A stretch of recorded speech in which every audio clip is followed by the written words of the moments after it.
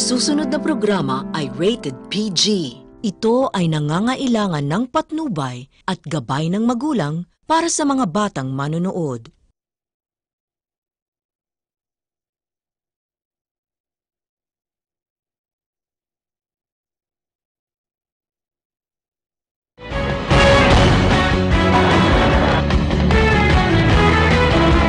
Mainit at makabuluhang issue. Mga pangyayaring pinag-uusapan at reaksyon ng mamamayan. Tatalakayin. Lilinawin. Kasama ang pinagkakatiwalaan ng sambayanan sa larangan ng broadcast, si Eli Saludar. Diskusyon.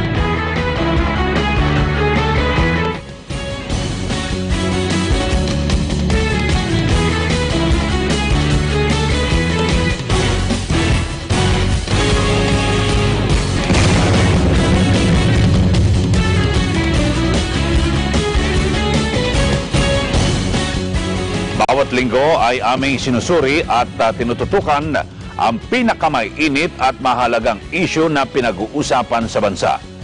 Ito'y sa marubdob naming layunin na maihatid at bigyang linaw sa inyo ang napapanahong isyu na dapat malaman ng sambayanan kung saan lahat tayo ay apektado o may kinalaman sa pamumuhay ng bawat mamamayan. Ngayong gabi ay magbabalik tanaw tayo sa mga isyong tinalakay natin sa taong ito, 2018, dito sa ating programang Diskusyon. Magandang gabi. Ako po si Eli Saludar. Ito ang Diskusyon.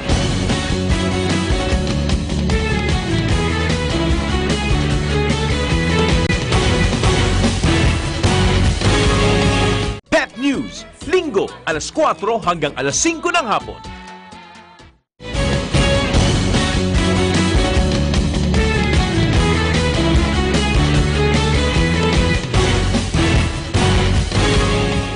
Magandang gabi po sa inyo, Atty. Vic Di Magiba.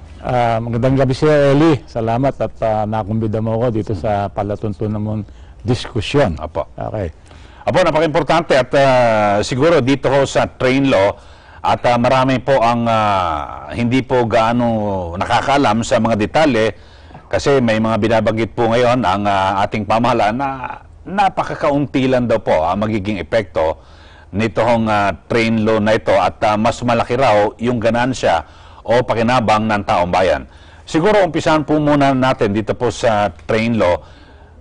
Ano ho ba talaga ang epekto nito sa ating mga kababayan, maliit man o malaki, dito po sa train law? Attorney. Okay, unang-una po, dun sa mga produktong pinatawan ng higher excise taxes, ang sabi ng pamahalaan, kailangan natin ng revenue to support yung build program. I think hindi mo naman maki-question na tama naman yung objective.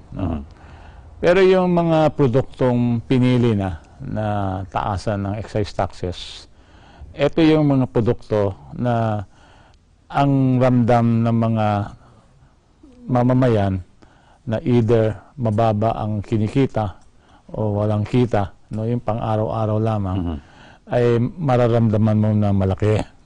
Una-una, ano ba itong mga produkto na ito?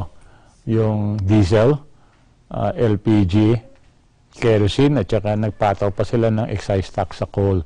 Pag-usapan natin na, Professor, ito hong sinasabing federalism ay ito raw po ang lulutas sa problema ng mga Pilipino, kahirapan at kung ano-ano man. Pero ang tanong ko naman dito, okay, lulutas pero papaano? So dapat siguro himayin po natin ang gusto. Totoo yan na mahirap kaagad-agad sabihin na ito yung kalutasan sa problema. Meaning lahat ng problema ng bayan.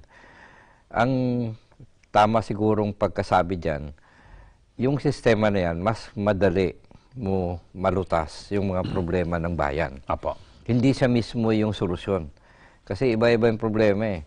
Ang kahirapan, ang pinakamalaking usapin dyan, trabaho, lupa, yung kapital para sa mga maliliit na na businessmen natin.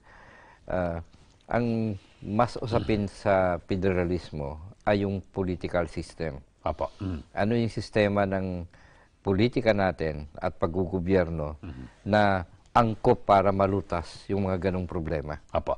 So, dito ho sa federalismo at madalas ko pong naririnig at maging kay dating Senate President Aquilino Nene Pimentel na dito ra po ay palalakasin yung local government units, yung LGUs.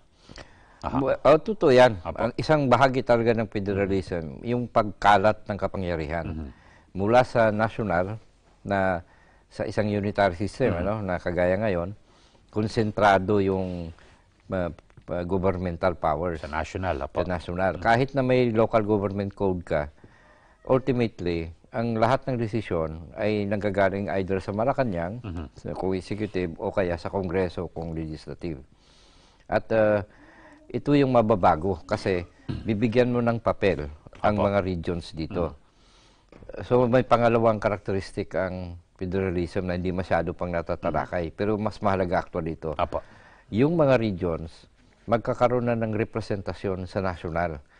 Hindi na simpleng kongreso lamang at presidente ang mag-uusap, yung mga regions. At ang isang malaking pagbabago dyan, yung Senado, magiging regional, yung senators. Mali natin perception kasi lagi nating ina-associate na yung Oplan Tokhang, that is the entire anti-illegal drugs operation na kasama yung panghuli. So itong Oplan Tokhang, yun lang yung pagkatok. So ito may oras ito. Pero yung anti-drug operation, the upper barrel, 24 hours yun. So ikaklaro po natin yun. So, well, sa atin is pupunta lang tayo, nakikiusap, pero ang drug enforcement unit natin, iba yung kanilang trabaho. Iba yung kumakatok para makiusap na sila ay magbago at mag-undergo na rehabilitation. Iba na ngayon nagkakandak na operation na 24 hours sa labas. Kaming mga barangay officials, alam po namin yung chismis sa barangay, alam din namin yung totoo, hindi. Kaya binabalidate namin na lahat ho involved, hindi lang yung ano. So, binabanggit nyo at kapag may nagsumbong sa barangay, binabalidate nyo at talagang sinasalo nyo po impormasyon na kumpirmado. Kasi yan po ang basihan ng pulis ng ating PNP. Yes, sir.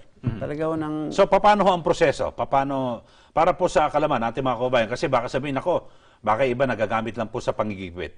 Hindi naman po, sir. Ang ginagawa ko nga dyan, dahil ang barangay, napakaliit yan Lalo na kung napakaleto, halos magkakakilala. Kaming mga kapitan, halos lahat ng nakatira sa amin, kilala namin. Alam namin yung nagtatrabaho, alam namin kung saan pumupunta yan sa gabi.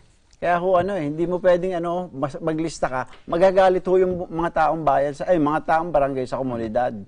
Kaya hindi na yung basta-basta ho pwedeng isulat lang. Okay. Gusto ko idagdag na, alam nyo kasi, di ba, ang sinasabi ng lahat at kami sumasang-ayon, na ito mga kababayan natin na lulong sa droga, ito ay biktima. Sila ay mga pasyente, di ba? At kung sila ay mga pasyente at mga biktima, talagang dapat pinupunta at pinadalaw.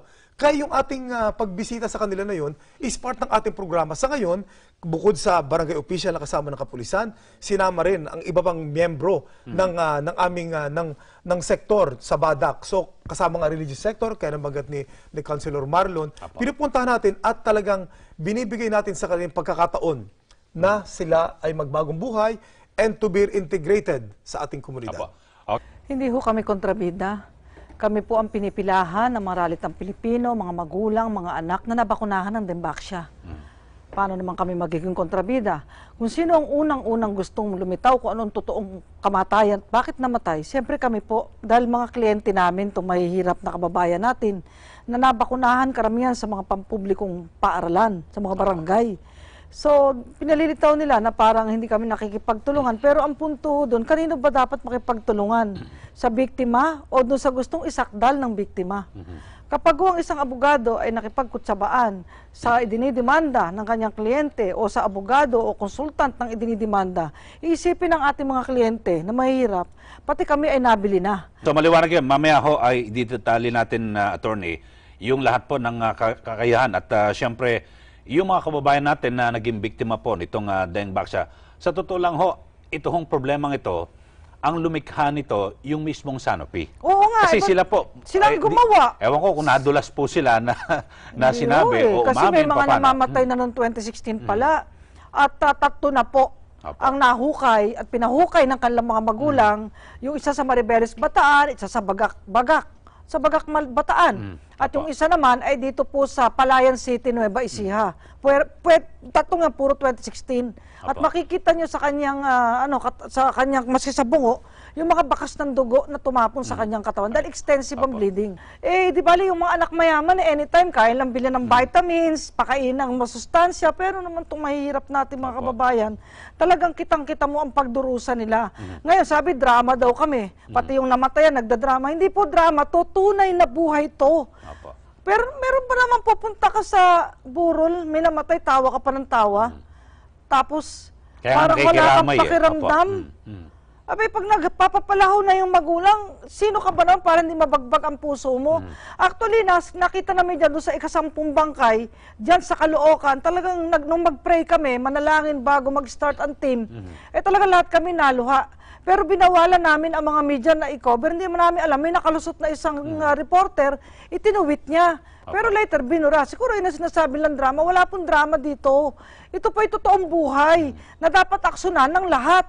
Dito po sa naging desisyon ng Pangulong Duterte na magkaroon po talagang parang ban na po, no? Deployment ban, particular po sa Kuwait.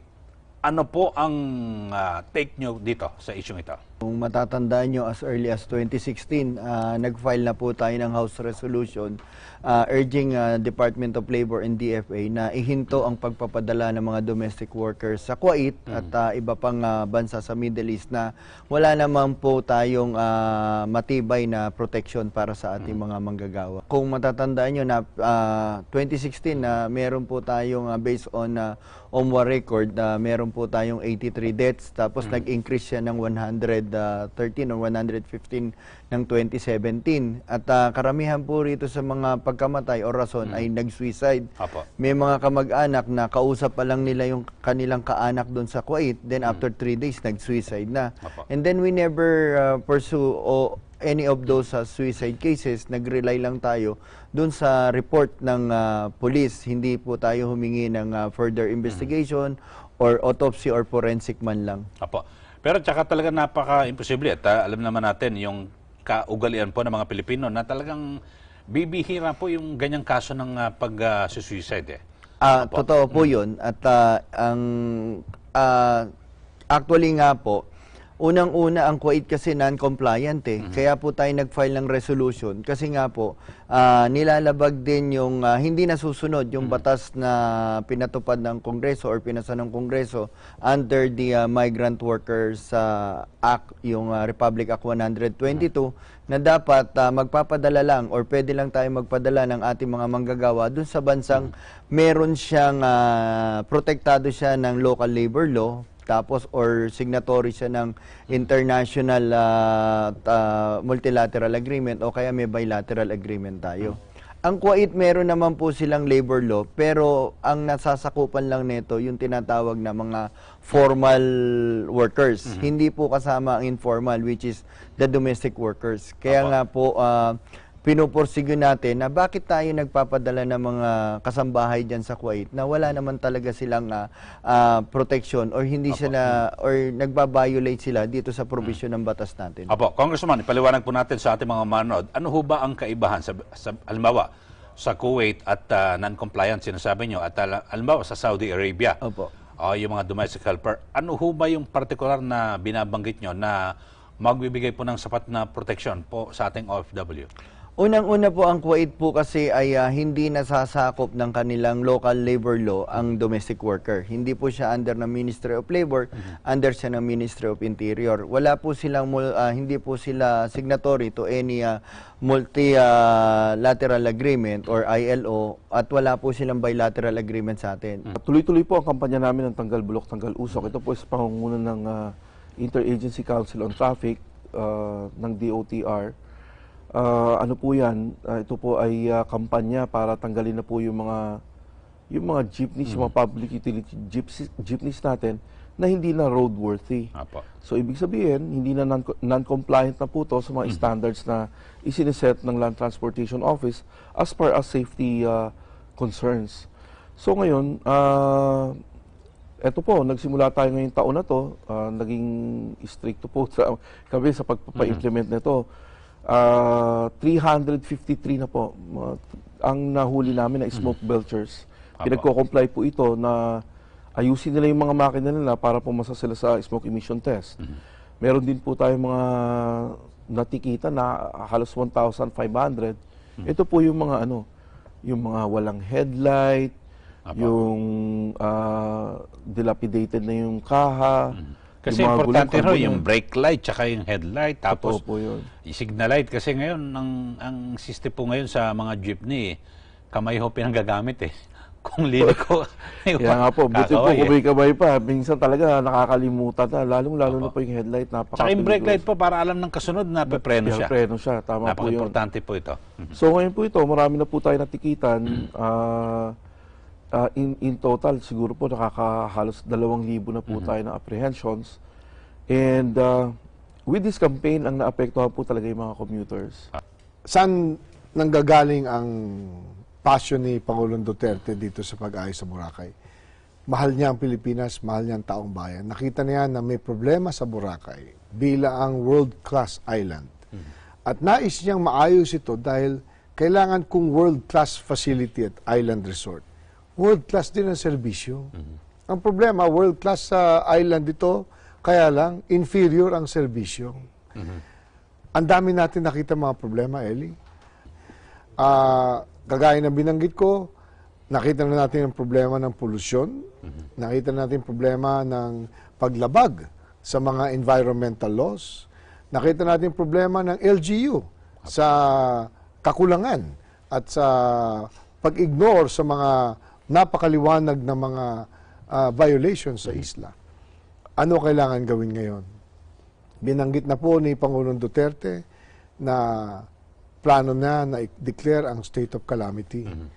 Ito po ay proposal ng DILG at rinirespeto namin ang proposal na ito at mukhang nakikita ni Pangulong Duterte na under the law, meron talagang pwedeng gamitin. Dahil under the law daw, sabi ng DILG, kapag man-made inflicted na damages, pwede makorek under a state of calamity. Ito po ay simbolo lang at marami po hong mga mga tourist destination na siguro dapat na reviewin at tingnan po ng ating pamahalaan na medyo naabuso rin po yung natural na ganda ng kalikasan.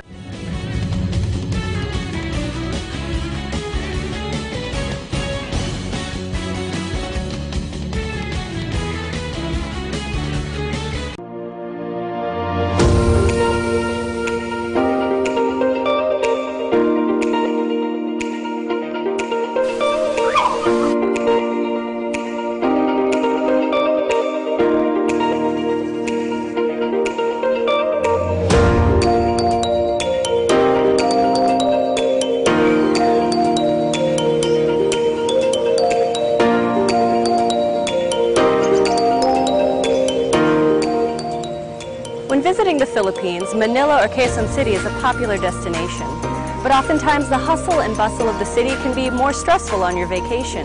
So when you feel the need to reconnect to nature or relax again, there's a beautiful oasis just outside of the city called the Garden at Ciudad de Victoria.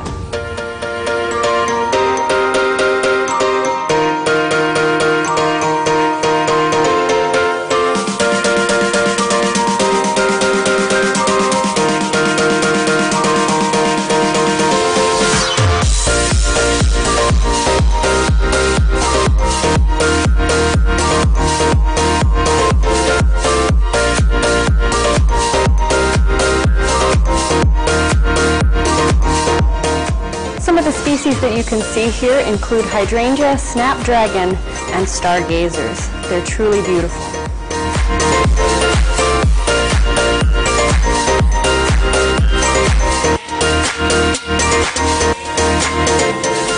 The gardens at Ciudad de Victoria are so peaceful, tranquil, and beautiful that it's become a haven for young couples and a very popular venue for engagement photos.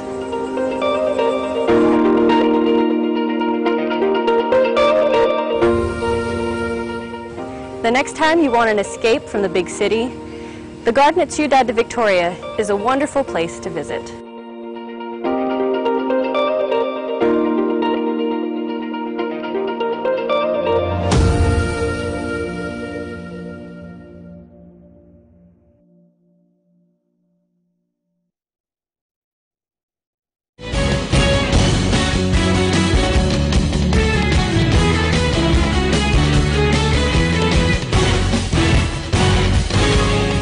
Well, una po, yung tinatawag na West Philippine Sea, doon tayo mag-umpisa, no? Aha. Ito pong West Philippine Sea, actually, ito po yung ating exclusive economic zone, parang binigyan lang natin ng pangalan.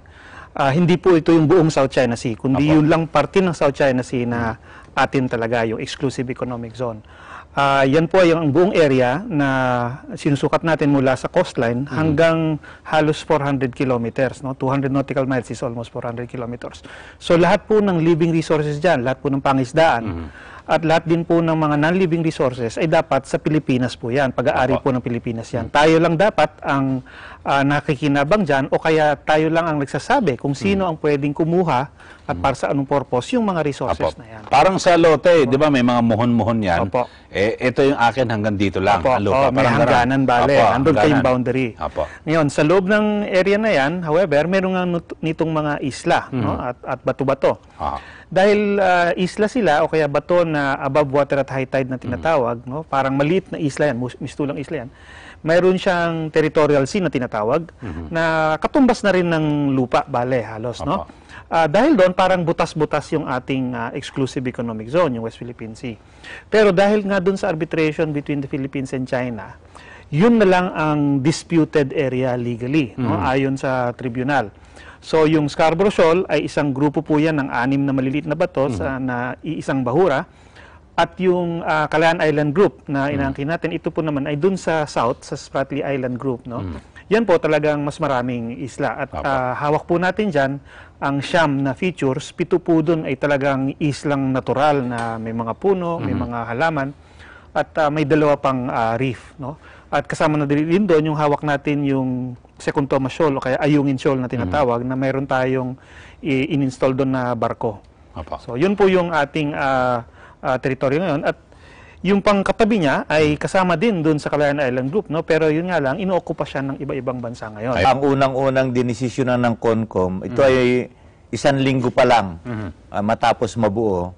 Ang unang dinesisyonan agad ay ano ba muna ang magiging forma ng national government? Yan, Presidential pa rin ba? O magiging parliamentary? O yung mixed, tawag nila ay semi-parliamentary, semi-presidential? Okay. Mahabang debate dyan. At dun sa first round ng voting ay hindi nakakuha ng majority. Kaya nagkaroon ng tawag natin ni runoff, may second round. Okay. At dun sa second round ay 2 lamang boto ang naging lamang nung presidential system pa rin. So mas gusto pa rin na karamihan presidential system na kasalukuyan nating umiiral dito sa atin. Yes, may dahilan naman yan. At maganda yung naman yung naging mga inihatag na dahilan, lalo si dating Chief Justice Reynato Puno at saka si Senator Nene Pimentel. Parehong mga veterano yan, mga statesmen natin yan. No? So ang naging unang konsiderasyon, ang sabi kasi ni CJ Puno, kung tayo ay mag-federal system, essentially, ang gagawin natin ay yung kapangyarihan ng ating national government o central government ay ihahatiin mo at ililipat mo sa mga rehiyon. Okay. Pero sabi ni CJ Puno, dapat kung gagawin natin yan, manatili na malakas yung central government. Unang-una ho, Yusek, dahil sunod-sunod po yung mga nangyaring patayan at ang una ay yung kay Mayor Halili ng Tanawan, Batangas at si Mayor Bote sa Nueva Ecija at yung Vice Mayor ng 13 Martires at merong report din sa Tawi-Tawi, Vice Mayor. So sa panig po ng DILG ay ano ho ba nakikita nyo na posible talagang pinag-ugatan o pwedeng anggulo ng motibo dito ho sa sunod-sunod na patayan? Siyempre, unang-una, hindi natin maalis yung eleksyon ng lokal just around the corner. Ito yung eleksyon ng mayor, vice mayor, at saka mga governor, mga konsihal. Tapos siyempre, yung angle din ng droga at saka yung angle ng negosyo. Nakita naman natin na yun na nga, parang nagiging pattern na nga eh. May namatay na pare, sunod-sunod na pare. May namatay na mayor, 2 sunod na mayor. May namatay na vice mayor, 2 sunod na naman. Ay yung vice mayor ng Tawi-Tawi. Pero ang tingin naman natin dito ay hindi konektado. No? Kamukha niyan. Ang gagaling ng ating kapulisan ngayon dahil just imagine, na-trace na ngayon pati yung sasakyan na ginamit para dun sa pagpatay getaway vehicle. getaway vehicle ni Vice Mayor. ni Mayor Halili muna, no? Yung magmula sa sementeryo, na monitor yun. Apo, nakita yun. Di ba? CCTV. Tapos, siyempre, tuloy-tuloy investigasyon doon. Yung kay Vice Mayor naman, yung kay Mayor Bote, nahuli na. Nahuli na agad, no? Papunta ng Masbate. Yung kay Vice Mayor naman, yung getaway vehicle, ihuhulog sana sa ilog. Tama. Pero, nag-stuck. Correct, hindi na, nabitin Nabitin. Ngayon, tinanggal nila yung conduction sticker tsaka yung plate number. Ang hindi nila alam, yung chassis number nun at tsaka yung makina, nakarehistro yun. So, papalapit na tayo, no, sa pag-identify kung sino to. Sa mayor ng Tawi-Tawi, titignan din natin kung ano naman yung angulo nun. Pero, alam mo naman, sabi ko nga, every time na papalapit ang halalan, ang number one na nagiging dahilan dyan ay yung election. Pagkatapos ng ilang linggo, unang SONA. Tapos may pangalawa. Ngayon, pangatlo ho, Professor, ano ho ba ang nakita nyo sa inyong pong pag-aanalisa sa una at pangalawa at ano po ang inaasa natin sa ikatlong SONA ng Pangulo? Well, mahalata mo. Actually, 4 yan eh. Kasi merong inaugural speech. Iba po yan. Yan yung tawag dyan, setting the tone. Ano? At ang unang SONA niya ay elaborasyon ng kanyang programa, mga pangako niya. Ano ibig sabihin ng pagbabago? Siyempre, naunang topic doon kagad, peace and order at anti-drug. Ano? Yung pangalawa, ito yung nagsimula na siya magkwento. Anong balak niya? Kasi yung unang SONA, wala naman siyang may report na performance, 1 buwan lang yun eh. Ang nahalata ko, hindi siya masyadong nagdiin sa mga datos. Dito sa pangalawa, meron na siyang datos. Kaya may initial performance. Itong darating, sigurado sa Lunes. May elaborasyon ito ng kanyang programa. Ekonomiya, sa mismong PISTOX, at saka yung itong BBL, na BOL na ngayon. No? Ibig sabihin, performance pa rin yung diin, pero ako may kutob na sasagutin niya ang lahat ng criticism sa kanya. Siyempre, ang QCPD, ang isa po no, sa talagang pangunahing abala, bukod po sa yung sa kabuuan, NCRPO. Opo. At ang Task Force Commander po natin for SONA 2018 ay ang ating Regional Director, si Police Chief Superintendent Guillermo Lorenzo Ilyasar. At ang Task Group Commander po dito sa panig naman po ng Quezon City na siyang mangangalaga sa kaayusan at si kasigurahan ng pagdadanas ng SONA ay ang ating District Director, si Police Chief Superintendent Joselito Esquivel Jr. At sa ngayon po ay nakalatag na po yung ating implan sa SONA 2018. Okay. Ito hubang pagpapalit sa liderato ng Kamara ay pinlano po ba ito ng matagal o biglaan? Ano ho talagang totoo nito? Sa bahagi po ng aming grupo, sa minority, hindi po kami kasama sa anong pagpaplano. Kami ngayon nabigla ng konti nung umaga nung Lunes. Kami nag-caucus, sinabi ng aming minority leader na magkakaroon ng action ngayong umagang ito sapagkat ginusto ng marami ngayon, karamihang miyembro ng ating Kamara ay magkaroon ng pagbabago sa liderato. Sumangayon naman kami ron. Isa na ako sa sumangayon, sabi ko. So, napapanahon. Linawin natin, kayo ho ay bumoto pabor? Kami ay bumotong pabor at in fact, kami yung naglikom ng pirma, ng approval ng mga miyembro upang sila ay sumang-ayon sa pagbabago ng liderato. Okay. So dito po at bago po ang SONA ay parang nagkaroon ng kaguluhan at wala pong sound system, pinatay ng sound system at yung maze nawala, nasa gisag po ng, na may sesyon ng Kongreso. So parang baliwala po kasi kine-question yung nung una eh. So ano ho ba talaga? Yan ang masama. Dahil natunugan ng speaker at ng kanyang mga kasamahan na magkakaroon ng motion to declare his position vacant, in-adjourn, in-adjourn. Mali yun. Why do you avoid the fact that your leadership is being questioned? Sana hinarap na niya ang katotohanan. Ano ba ang damdamin ninyo? Kung talaga meron siyang statesmanship, ay pwede niyang hinarap yung issue. Pero yung alisan mo ng karapatan ang mga miyembro, lalo lamang umigting yung damdamin, ay hindi na natin pwedeng leader to. in-adjourn yung session, maaari bang i-adjourn? Samantalang may gustong gawin yung higit na nakararami sa mga miyembro. Apo. So siguro ang dapat ginawa niya nung natunugan, kinumpirma na lang kung talagang yung bilang ho ay mayorya. Tama. O kaya binuksan niya yung hapag para magkaroon ng pagtalakay sa issue. Ano ba gusto ninyo? Apo. Harapin natin yan. Kung gusto ninyo yung labanan nyo, ako, di mag-eleksyon tayo kung gusto nyo. Pero kung hindi naman, may bilang na kayo, may papakita kayong manifesto, bababa na ako. Hindi na tayo magkakaroon ng anumang aligansas. Okay. Ano ho ba ang rules, Congressman Atienza, dito po sa pagpapalit ng liderato? Anytime. At any time, a majority of all the members, we have about 297 members, so a majority of 149 can cause the change of leadership, can declare the position of Speaker vacant, and a new election can be held. Pero dito, wala nga naganap na eleksyon eh. Isa lang ang pinili ng nakararami. Talagang pinalitan lang? Pinalitan lang at sabi, si dating Pangulong Arroyo ang aming sinusuportahan. Apo. Kasi parang nakita ko po sa rules, matagal din ako nag-cover sa House, pwede bumoto at wala nang kailangang explanation. Oo, tama po yan. Basta merong motion, talakayin yung motion, at kung meron naman proper procedures na sinunod, di mag-eleksyon. O kaya tanungin ang damdamin ng nakararami. Remember, it's a fact and a primary portion of the rule. The rule of the majority. Yes, demokrasya tayo eh. Kayo po, Yusek, talagang saan ho ba nag-ugat? Kasi ito ho talaga ay yung law of supply and demand, di ba?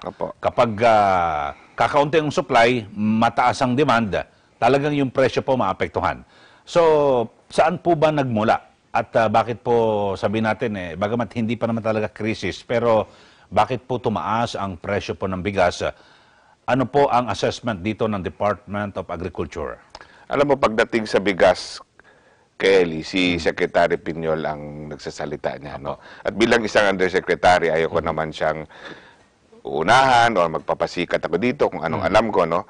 So kung ano yung sinabi niya, yun yung official position ng Department of Agriculture. But if you ask me in a general sense, bakit tayo nagkakaganito? Nagkakaganito tayo, Kaeli, kasi meron tayong dalawang competing objectives sa gobyerno.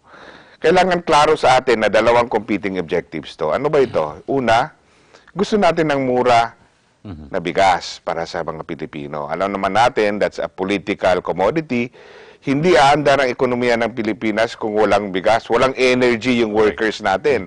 Hindi makakapasok, hindi makakapuntang construction site. So, napakahalaga na mababa yung presyo ng bigas. Ngayon, kung yun lang sana, baka hindi ganun kahirap.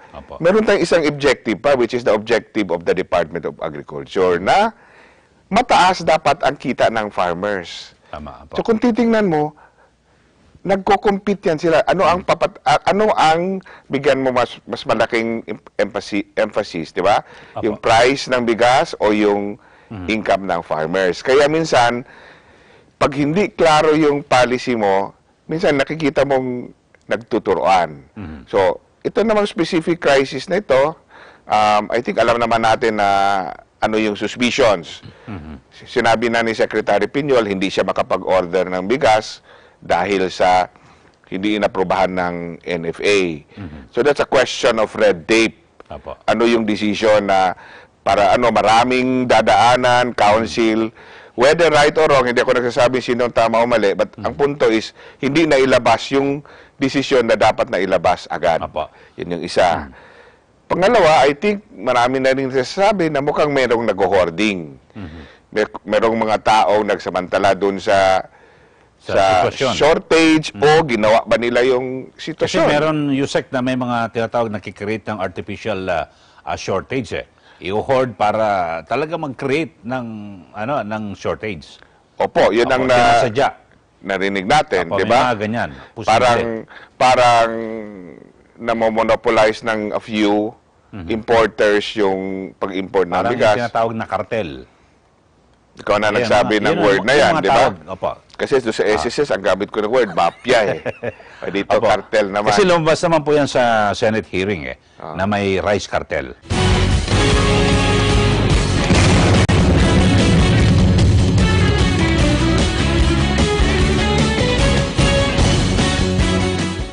News and Music. Lunes hanggang Biyernes, 1:00 hanggang 2:00 ng hapon.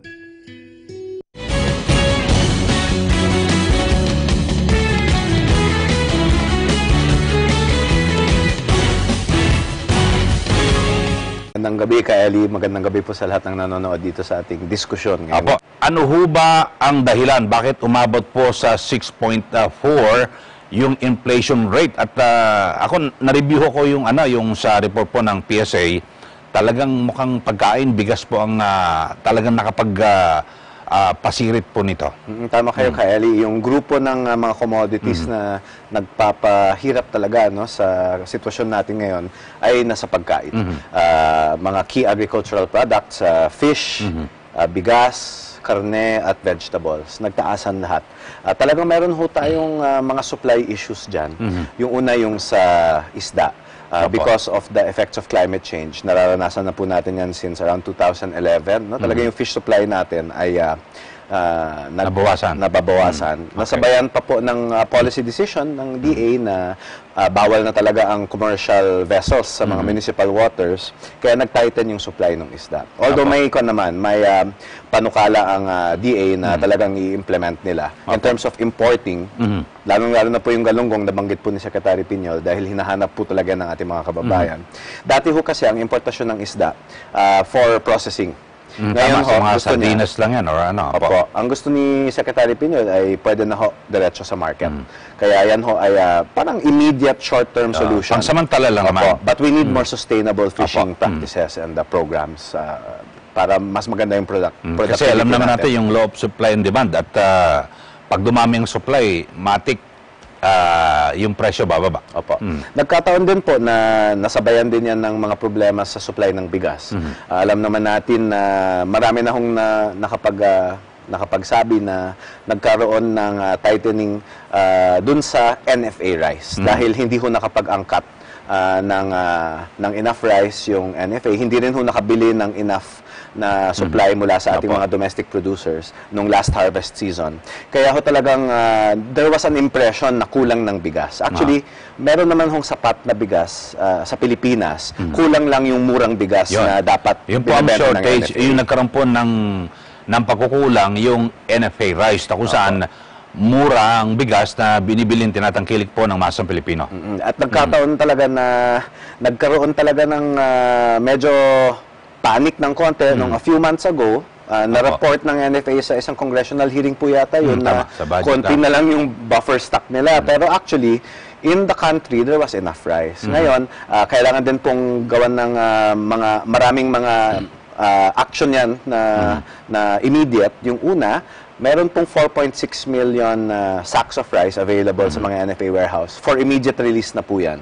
Pangalawa, meron pong mga 7 million sacks na parating over the next month and a half to 2 months. Next year, nag-approve na po ng an additional 5 million sacks for the early part of 2019. Marami po ang nag-aabang sa ating mga kababayan at siyempre yung iba ay nabik dito po sa muling pagbubukas ng isla ng Boracay at sa kabilang banda naman ay marami ang nagtatanong, gusto makibalita kung ano ba ang nangyari sa Itogon, Benguet at ang alam ko may mga rekomendasyon na itigil na yung rescue retrieve operations ng ating mga kababayan o yung mga lalo na yung mga rescuer. So unahin muna natin maya-maya na siguro yung sa Boracay. Unahin muna natin dito sa nagdaang kalamidad dahil sa bagyong Ompong.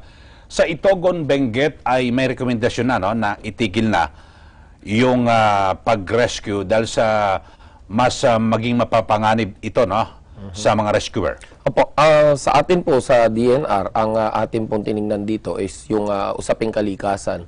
Unang-una po yung dagdag pa na magiging sakuna sa mga tao kung kaya't mariing ipinag-utos ng ating kalihim Roy Simatu na lisanin ang nasabing lugar and at the same time itigil yung small scale mining dahil base po sa geohazard map natin 70% ng mga bundukin dyan sa Benguet ay landslide prone po talaga. Dito po sa Itogon masakit man pong sabihin at tayo po'y nakikiramay sa mga naging biktima pero hindi ho nagkulang ang DNR para ho magpaalala. Since 2011 po ay sinabi na po natin na yan po ay landslide prone, kung kaya't hindi ho maaaring tirhan ng tao dyan. No po? And as early as 2016 ay sinabi rin po natin na itigil ang small scale mining kung saan hindi ho ito inaipatupad. And at the same time, as early as September 11, 2018 ay nagpalabas po ng advisory ang DNR at sinasabi pong kailangang lisanin ito bilang paghahanda po sa pagdating ng September 15 ng bagyong Ompong. No po? Hindi ho nabigyan ng pansin itong mga advisory po na nagawa natin kung kaya't nangyari itong sakunang ito. Ngayon, rather than pointing fingers on people about the said incident, we would rather come up with a very vigilant move, which is talagang i-evacuate na lahat ng tao riyan. Ipagbawal na. Ipagbawal na po ang small-scale mining dyan. And at the same time po, yung pong sinasabi po natin na ang unahong pahalaga na ibinibigay po ng ating Pangulo ay ang buhay ng tao. Ikalawa lang po yung usaping kabuhayan. Okay, dito, merong mga kautusan at sabihin natin, parang sa implementasyon ay nagkulang dahil sa wala mga pamantayan, paano ba yung pwersahang paglilikas o itataboy? Kasi ito pinag-uusapan at para wag na rin mangyari sa mga susunod pa na kalamidad dito sa ating bansa. Wala kasing pamantayan Ano ba yung forced evacuation? Well, ang forced evacuation po is yung bodily kung maaari po puwersahin na umalis doon na po. Base po sa natanggap natin na impormasyon, ginamit pa nga po ng ating mga kapulisan doon na sinasabing, magtungo na kayo ron sa evacuation center at may nakahanda rong mga relief goods. Abay, binuksan nila yung alam pinto, marami rin kami niyan. Kung kaya't hindi ho magawa rin ng ating kapulisan na talagang ikangay puwersahan na ilipat sila. But with this lesson napakasakit at buhay muna yung nasakripisyo bago ho nating gagawin yung talagang forced evacuation na tinatawag. Abay, hindi na ho papayagan ng pamahalaan yung mangyari po uli ito. At sa panig po ng ALO TUCP, yung 20 pesos na napakalayo po sa inyong hiling, magkano ho ba ang inyong pong hinihiling petisyon? Noong June, ang aming pinitisyon ay 320 pesos. Pero dahil sa patuloy yung pagtaas sa inflation rate, binago ho namin at ginawa namin 334. 334. So, yun ho. Pero mukhang base sa mga direksyon at sabihin natin senyales mula sa mga opisyal ng gobyerno at maging sa sektor ng negosyo o yung mga negosyante, mukhang 20 pesos. So, unang-una, paanong gagawin dito ng sektor ng paggawa? Well, syempre hindi namin tatanggapin yan bilang wage petitioner at patuloy namin ipapaliwanag sa wage board na wag nilang tanggapin yung offer na 20 pesos. Sa halip ay dapat maglabas sila ng wage order na isang patas at deserving naman para sa mga magagawa. Pag-usapan natin na yung issue po ng dagdag pasahe dito po sa Metro Manila o NCR at ganyan din po sa Region 3 at Region 4. Diyan muna, kaya po sa ating mga manonood, kasama natin yung kinatawan ho ng mga mananakay. So maganda pag-usapan po natin ngayon dahil sa bagamat ngayon nagkakaroon po ng kaguluhan dito po sa fair matrix na tinatawag at mas kilala sa Taripa. Unahin muna natin siguro si Kazeni, kumusta ho ang inyong grupo? Lahat ho ba ay nakakuha na ng Taripa? Alam mo, may nakakakuha na, Eli, pero talagang aaminin ko, kailangan sabihin ng katotohanan upang maayos ito ng LTFRB. Napakahirap talaga ngayong kumuha kasi kinakailangan pagpila mo ng alas 6 ng umaga o alas 7, alas 9, natatapos ang pagkuha nito ng inaabot ng alas 3 media bago mo makuha. At sa 10 ipinapasok mo, isa lang ang nakukuha mo. Kaya babalik ka pa uli bukas.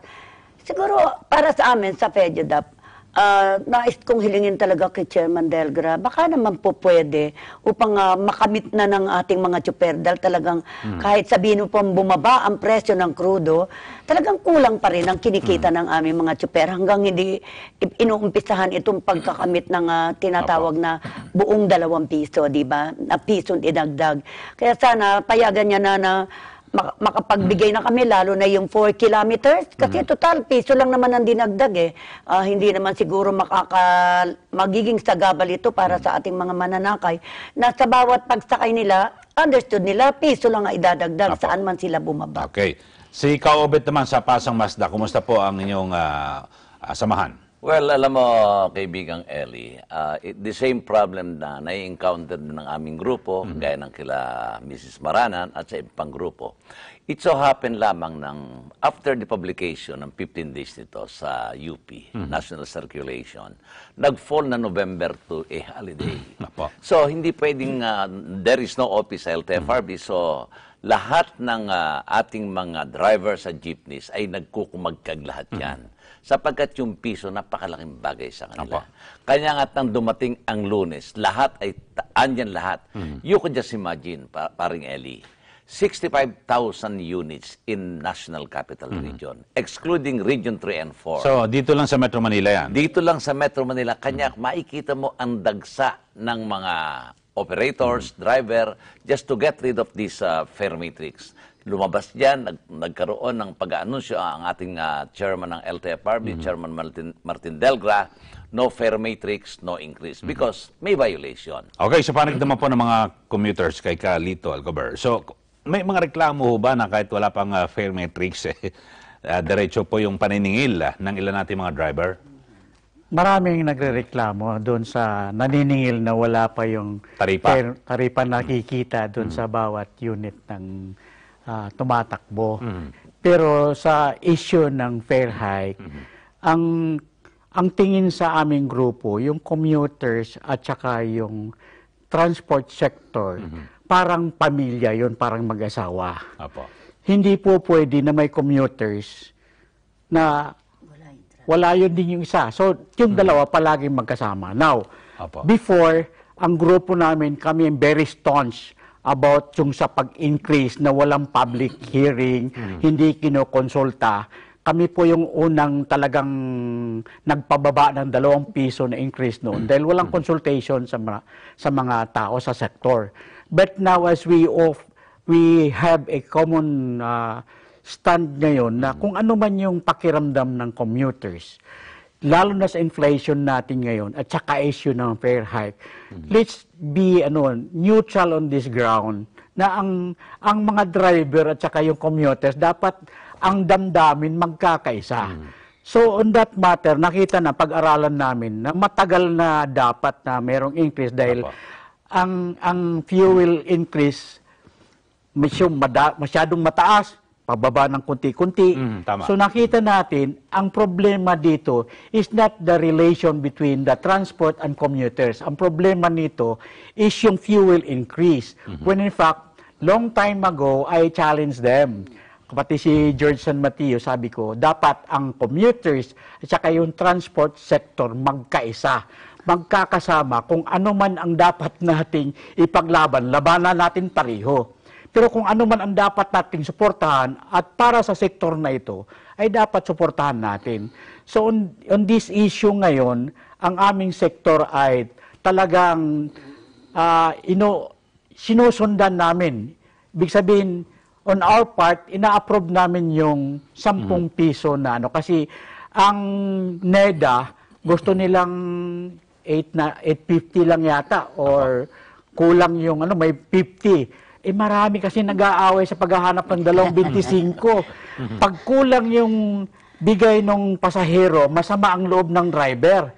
Pag kulang naman yung sukli ng driver, masama ang loob ng pasahero. So ang nangyari dito, because of the problem ng fuel increase akyat baba, na minsan nanloloko na lang dahil supposedly yung sektor na nagbebenta ng diesel at yung fuel, dapat i-explain nila sa sektor na ito logi kami. Kasi ang proseso naman talaga kapag nagkaroon ng pagtaas ng pamasahe, parati naman na 520 ang filing fee ng increase of fare, tapos 50 sa bawat matrix, sa bawat unit na lalagyan nito. Sanay na yan, sanay na lahat ang mga operator dito dahil obligasyon na yan, batas naman yan na dapat bayaran mo. Ngayon, Hindi ko rin maintindihan, nagulat nga kami kung bakit naging 610. Sabihin na natin nagkaroon ng pagkukulang.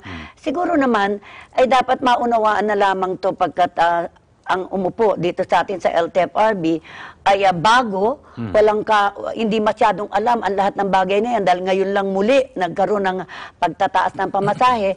Pero para sa amin ay dapat ho ay yung matrix na sinasabi, kaya nagkakaroon ng kaguluhan ngayon. Dati kasi, pag may matrix, nakalagay kung saan sa bawat kalye, yung kilometro. Sa bawat kilometro, nakalagay kung 5 kilometers, 6 kilometers. Ano bang mga kalye ito? Detalyado, may ano. Detalyado. Pero ngayon, ginawa nilang by the distance lang, by the kilometers lang na sino manghuhula ng kilometro? Yung driver? Yung pasahero? Medyo nagkaroon ng pagkukulang doon. Pero naniniwala ako na pwedeng ayusin yan. Kaya nga tama yung sinabi ni Kaobet kanina, na kung maaari, para wala ng kustyunan muna at parang lumalaki itong bagay na ito, hindi namin gusto yung paglaki. Ang kailangan namin ngayon, makamit na ng mga tsuper yung dagdag na 2 piso na maging 10 piso ang pamasahe upang kumita na ang ating mga tsuper. Kasi sa katotohanan, kahit bumaba pa yung presyo ng krudo, nandiyan pa rin yung kakulangan ng kita. Kasi ang Pangulo natin, sabi niya, ayaw niya ng pila eh. Galit siya sa mga pila-pila, di ba? Tama. Bakit po ganon? Ano mo, Ka-Eli, may mga pagkakataon kasi na ang mga aming local na nasasakupan, may mga liaison officer yan. Hindi centralized sa amin lahat yan. So, yan niya, pinaliliwanag namin sa ating mga NCR director, sa mga central chairman at mga board member na kailangan bigyan natin ng authority itong aming mga liaison officer. Kasi walang authority na ibibigay. Ngayon, sa NCR, sa pamumuno ng Atty. Sona Tamayo, namin pakiusap natin yan. At napagbibigyan naman tayo. Kagaya nung, gusto ko lang sundan yung sinabi yung katanungan mo kanina, kaibigang Eli, bakit 610? Yan ay kinwestiyon ko eh. When I applied personally, andun yung tinatawag na franchise verification, 40 pesos. Yung taripa, yung fare matrix is 520. Yung matrix is, yung fare increase is 520. Automatic yan, nakabatas yan. Under rules and procedure ng board, ng LTFRB. Yung 50 matrix, kanya 520 plus 50, 570, plus 40, kanya naging 610. So ngayon, it caused delay of the transaction. Ang ginawa ngayon na nagkaroon ng instruction, si Atty. Tamayo sa kanyang staff na alisin na yung franchise verification. Kanya ngayon, 570 ang sinisingil. Nabanggit ko na rin kanina na ang pagkakagulo ngayon na nangyayari sa LTFRB, not only sa NCR but the central office, ang ginawa ng NCR, dinala na ngayon sa central office ang kanilang opisina at empleyado. Kasi mas malaki ang lugar niyan. Ang NCR talaga nakita mo hanggang third floor niyan sa East EDSA na maliit ang talagang building. So ngayon, yun ang ginagawa nila ngayon. So, ulitin ko sa mga nanonood nga sa atin sa Net25 sa diskusyon, kasama natin ang ating taga-commuters. Una, nagpapasalamat ako doon sa inyong hindi pagsalungat sa ibinabang desisyon ng LTFRB. Merong mga nagsasalita dyan na kumokontra pa, paiimbestigahan pa. Kaibigan din natin yan. Nanggaling din sa transport yan. Hindi ko malaan yun si RJ kung asaan na. Kung anong posisyon ng kaibigan ko na yan. Andong Meralco, andong Nawasa, andito naman sa commuters. Paring RJ, let's talk and meet. Simulat noon pa, kapag sinabing traffic, ang sumasalamin at sabi natin talagang kumakatawan ng buong traffic sa Metro Manila ay ang EDSA. Yan ang laging reklamo ng lahat. So, kayo ba ay nakahanda na rito sa problema sa EDSA? Marami po kasi sa sa EDSA, lagi ko sinasabi, ang EDSA is not a perfectly engineered highway. Makikita niyo po yan, meron po tayong mga parte ng EDSA na magfa 5 lanes, biglang liliit to 4 lanes, na aakit ka ng flyover na 3 lanes. So lahat po ito nakakatulong po sa pagsikip, yung mga choke points, babagal at saka yung choke points po na tinatawag natin. So anyway, ang una po natin papagtuunan ng pansin ay disiplina. Matatandaan po natin na yung mga ibang kababayan naman natin, pag nilagay mo sa Subic o ibang lugar o ibang bansa, natututo namang sumunod sa batas trapiko. Kaya nga po, nung tinanong ako, anong gagawin mong una sa EDSA, wala akong maisip kundi i-declare po ito na traffic discipline zone. Ang ibig sabihin po nito, hindi po ito yung sa enforcement alone. This is about self-disciplining. Ibig sabihin, alam mo naman yung batas sa trapiko, alam mo yung tama, mali, gawin mo na lang yung tama at huwag ka na lumabag sa mga batas trapiko. Naging mabilis ang takbo ng taong ito para sa atin, bagamat samot-sari ang mga bumangong kontrobersiya, subalit maraming magagandang balita rin ang bumuo sa ating bansa ngayong 2018. Naway kahit papano ay nakatulong ang ating programa sa himpilang ito sa pagbibigay linaw sa mga issue at impormasyon para sa pagtahak natin sa tamang desisyon. Samantala, sa susunod na taon ay sisiguraduhin namin sa inyo na makatulong panglalo ang programang ito para sa paghatid ng napapanahon at makabuluhang issue na kailangan nyo malaman. Kaya naman sinasamantala naming magpasalamat sa inyong patuloy na pagtangkilik at pakikibahagi sa programang ito. Nagpapasalamat din kami sa mga piling panahuin na direktang may kinalaman sa mga isyong ating tinalakay, lalo na sa ating bansa. Mula po sa buong production team ng Diskusyon, kami po ay bumabati sa inyo ng maligaya at manigong bagong taon sa ating lahat. Muli, ako po si Eli Saludar. Ito ang Diskusyon.